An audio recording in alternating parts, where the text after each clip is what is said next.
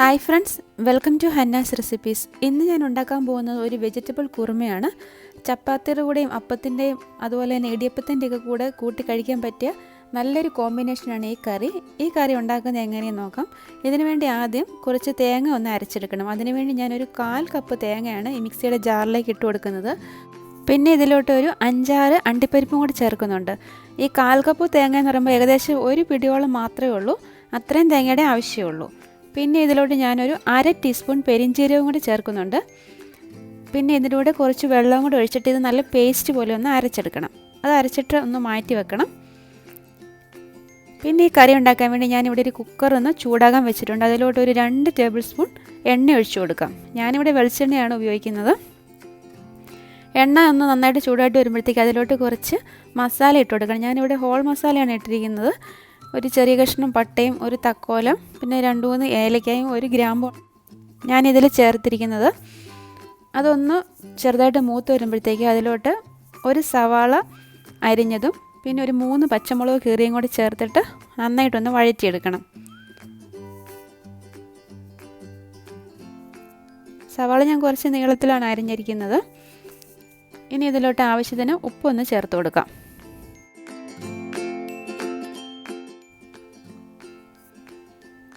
പിന്നെ ഇതിലോട്ട് ഒരു 1 ടീസ്പൂൺ ഇഞ്ചി വെളുത്തുള്ളി പേസ്റ്റും കൂടെ ചേർത്ത് കൊടുക്കുക. ഇഞ്ചി വെളുത്തുള്ളി പേസ്റ്റ് അല്ലെങ്കിൽ ഇഞ്ചിയും വെളുത്തുള്ളിയും ചെറുതായിട്ട് അരിഞ്ഞ് ചേർത്ത് കൊടുത്താലും മതി. ഇനി കുറച്ച് കറിവേപ്പിലയും കൂടെ ഇതിലോട്ട് ഇട്ട് കൊടുക്കാം. എന്നിട്ട് ഇത് നന്നായിട്ടൊന്ന് വഴച്ചെടുക്കണം.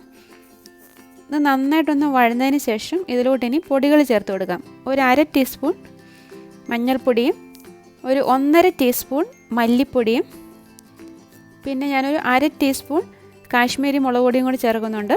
സാധാരണ മുളക് പൊടി വേണമെങ്കിലും ചേർത്ത് കൊടുക്കാം. ഇത്രയും ചേർത്തിട്ട് തീ കുറച്ച് വെച്ചിട്ട് നന്നായിട്ടൊന്ന് മൂപ്പിച്ചെടുക്കണം.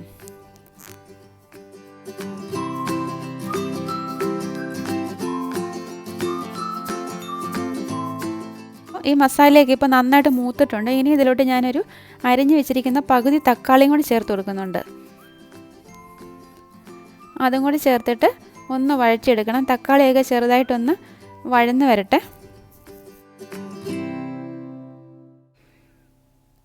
ഇനി ഇതിലോട്ട് പച്ചക്കറികളെല്ലാം ചേർത്ത് കൊടുക്കാം. ഞാനിവിടെ ചേർക്കുന്നത് ക്യാരറ്റും ബീൻസും അതുപോലെ തന്നെ ഉരുളക്കിഴങ്ങുമാണ്. ഞാനൊരു ചെറിയ ക്യാരറ്റ് ഇതുപോലെ ക്യൂബായിട്ട് അരിഞ്ഞെടുത്തിട്ടുണ്ട്. അതുപോലെ തന്നെ ഒരു 5-6 ബീൻസ് അരിഞ്ഞതും ഒരു ചെറിയ കഷ്ണം ഉരുളക്കിഴങ്ങും കൂടെ ക്യൂബായിട്ട് മുറിച്ച് വെച്ചിട്ടുണ്ട്. അതും കൂടിയാണ് ഇതിൽ ചേർക്കുന്നത്. കോളിഫ്ലവർ വേണമെങ്കിൽ അടർത്തി അതോ ഇതിൽ വേണമെങ്കിൽ ചേർത്ത് കൊടുക്കാവുന്നതാണ്. ഞാനിപ്പോൾ ഇതിൽ കോളിഫ്ലവർ ചേർക്കുന്നില്ല. അതുപോലെ തന്നെ ഞാനിതിൽ ചേർക്കാൻ വേണ്ടി കുറച്ച് ഗ്രീൻ പീസ് വേവിച്ച് മാറ്റി വെച്ചിട്ടുണ്ട്. ഇതിപ്പം ഒന്ന് നന്നായിട്ടൊന്ന് വഴറ്റിയതിന് ശേഷം അതിലോട്ടൊരു 1/2 കപ്പ് ചൂടുവെള്ളം കൂടി ഒഴിച്ചിട്ട് കുക്കർ അടച്ച് ഒന്ന് വേവിച്ചെടുക്കണം. വെള്ളം കൂടി ഒഴിച്ചിട്ട് നന്നായിട്ടൊന്ന് മിക്സ് ചെയ്യാം. 1/2 കപ്പ് മാത്രം വെള്ളത്തിൻ്റെ ആവശ്യമുള്ളൂ.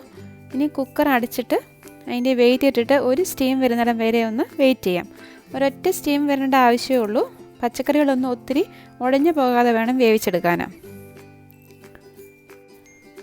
ഒരു സ്റ്റീം വന്നപ്പോഴത്തേക്ക് ഞാൻ ഗ്യാസ് ഓഫാക്കി. എന്നിട്ട് നന്നായിട്ട് പ്രഷർ പോയതിന് ശേഷമാണ് ഇത് തുറന്ന് നോക്കുന്നത്. ഇതിപ്പം പച്ചക്കറികളൊന്നും ഉടഞ്ഞൊന്നും പോയിട്ടില്ല. ഇനി ഇതിലോട്ട് ഞാൻ നേരത്തെ വേവിച്ച് വെച്ചിരിക്കുന്ന ഒരു 1/2 കപ്പ് ഗ്രീൻ പീസും കൂടി ചേർത്ത് കൊടുക്കുന്നുണ്ട്. ഞാനിപ്പം ഉണങ്ങിയ ഗ്രീൻ പീസാണ് എടുത്തിരിക്കുന്നത്.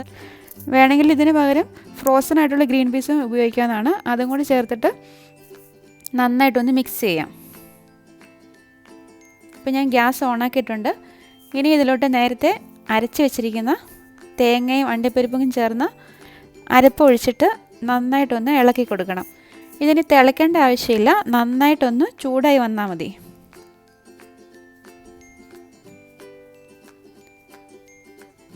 ഇതിലോട്ടിന് ഒരു 1/2 ടീസ്പൂൺ ഗരം മസാലയും കൂടി ചേർത്ത് കൊടുക്കാം. എന്നിട്ട് നന്നായിട്ടൊന്ന് ഇളക്കി യോജിപ്പിക്കാം. പിന്നെ കുറച്ച് അരിഞ്ഞു വെച്ചിരിക്കുന്ന മല്ലിയിലയും കൂടി ചേർത്ത് കൊടുക്കാം.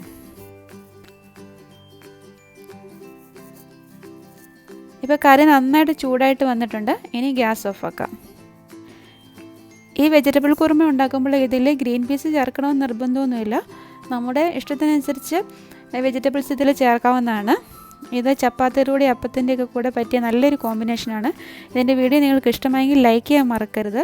അതുപോലെ ഇതുവരെ ചാനൽ സബ്സ്ക്രൈബ് ചെയ്തിട്ടില്ലെങ്കിൽ സബ്സ്ക്രൈബ് ചെയ്യാനും മറക്കരുത്. വീണ്ടും നല്ലൊരു റെസിപ്പിയുമായി കാണാം. Thanks for watching Hanna's recipes.